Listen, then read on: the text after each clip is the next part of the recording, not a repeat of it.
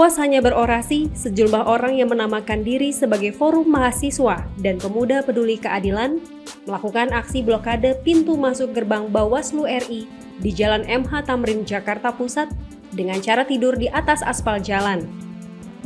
Aksi tidur massal ini dilakukan sebagai bentuk keprihatinan mereka atas matinya keadilan di negeri ini.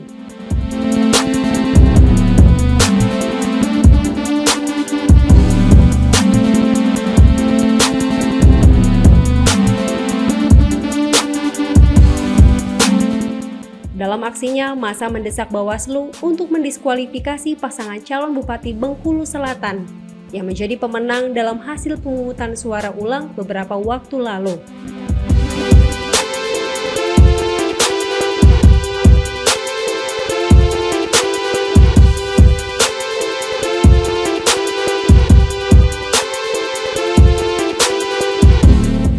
Mereka menolak hasil tersebut karena menuding telah terjadi pelanggaran berat yang merugikan pasangan calon nomor urut 2, Suryatati dan Ii Sumirat. Pelanggaran berat yang dituduhkan adalah adanya dugaan rekayasa penangkapan terhadap Ii Sumirat atas tuduhan melakukan politik uang.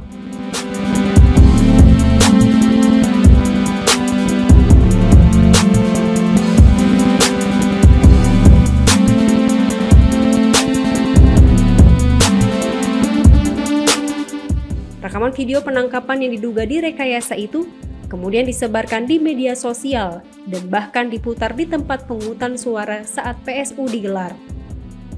Hal inilah yang menurut mereka menyebabkan perolehan suara pasangan calon nomor 2 menurun drastis.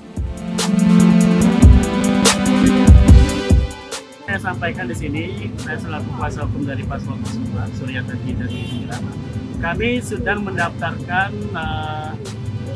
laporan dugaan pelanggaran administrasi. Acuannya itu per Bawaslu nomor 9 tahun 2020. Jadi berdasarkan itu sekarang sedang kami proses di dalam. Itu nunggu kepada Bawaslu untuk proses. Karena dalam hal ini ada dugaan pelanggaran berat di mana terjadi kejahatan penangkapan rekayasa terhadap saudara ini yang merupakan calon dari Wakil Bupati 02. Pada saat itu ditangkap sekitar pukul jam 12 malam dan dibangun opini narasi di media sosial seperti Facebook, WhatsApp diedarkan, bahkan viewer itu sampai ada yang 150.000 saat itu dinarasikan bahwa dia tertangkap oleh polisi melakukan kejahatan, dinarasikan melakukan money politik, padahal pada saat itu saudara ini sedang melakukan kondangan atau istilahnya ke tempat saudara. Waktu pulang itu ditangkap oleh tim Paslon 03, diviralkan melalui media sosial. Dan waktu saat di hari H pemilu tanggal 19 itu tidak ada ruang lagi mengklarifikasi kejadian sebenarnya. Bahkan tim dari 03 itu sudah menyiapkan orang yang menyiapkan suatu narasi di tiap TPS itu bahwa II ditangkap. Maka karena ini terjadi secara terstruktur, sistematik dan masif, kami sudah melakukan permohonan mengacu kepada Perbawaslu nomor 9 2020 masalah administrasi pemilu. Kita berharap dengan ini nanti pemilu segera proses dan dilakukan diskualifikasi terhadap Paslon 03. Ini itu dari saya.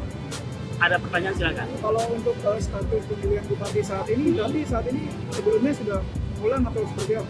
Atau ada PSU ulang?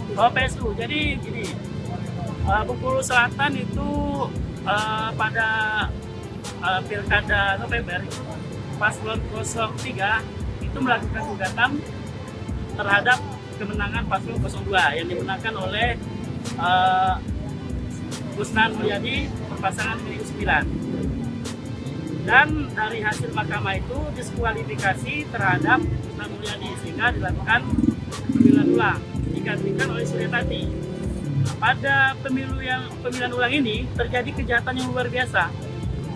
Sehari bukan sehari, 9 jam itu terjadi penangkapan rekayasa. Seolah-olah Ii Sumirat ini melakukan kejahatan, ditangkap polisi dan itu diedarkan ke seluruh media. Ini kan kalau dibiarkan sangat berbahaya. Andai kata misalnya kita contohkan komisioner Bawaslu atau KPU, besok mereka akan melakukan fit and proper test di DPR. Oleh rivalnya ditangkap, itu pasti nggak akan menang itu calon. Itu yang terjadi dengan kami. Makanya kami berharap berdasarkan dari Perbawaslu nomor 9 tahun 2020 ini dapat diterima oleh Bawaslu dan diproses untuk dilakukan diskualifikasi terhadap paslon 03. Artinya belum ada apa, Pak? Tuduhan ditangkapnya apa? Tuduhan ditangkapnya dinarasikan di media sosial itu ditangkap polisi. Cuman dia nggak jelaskan secara jelas. Tapi ini masih hampir seluruh pengguna media sosial, khususnya Facebook dan WhatsApp itu menerima kabar itu. Ini nggak ada tuduhan apapun yang dituduhkan ke dia.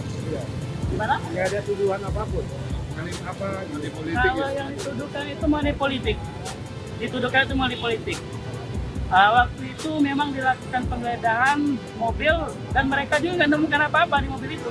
Ini tidak terbukti dan bebas. Tidak terbukti. Dituduhkan money politik pada malam itu money politik dan tidak terbukti sama sekali. Akhirnya bebas. Dilepasin. Tapi sudah dibangun narasi dulu. Jadi percuma aja milih paslon 02 karena kalau pemenang tidak akan dilantik. Itu. Dan ini sangat masif. Selain pelanggaran administrasi ini kan udah suatu bentuk berita bohong, ada hoax ya. Iya. Sudah ada laporan ke Polda Bengkulu, sudah ada pemeriksaan terkait itu sekitar lebih kurang ada 6 saksi yang sudah diperiksa.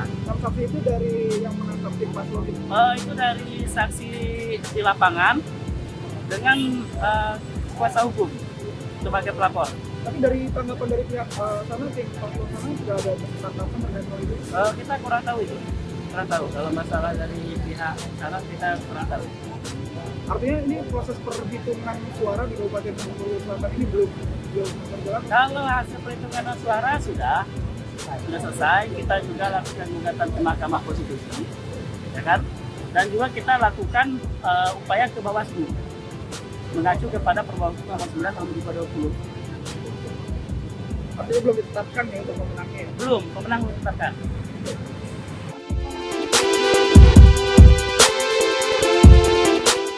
Selain membuat laporan resmi ke Polda Bengkulu terkait dugaan rekayasa penangkapan, mereka juga telah mengajukan gugatan resmi ke Bawaslu dengan harapan mendapat keadilan demi mewujudkan demokrasi yang sehat.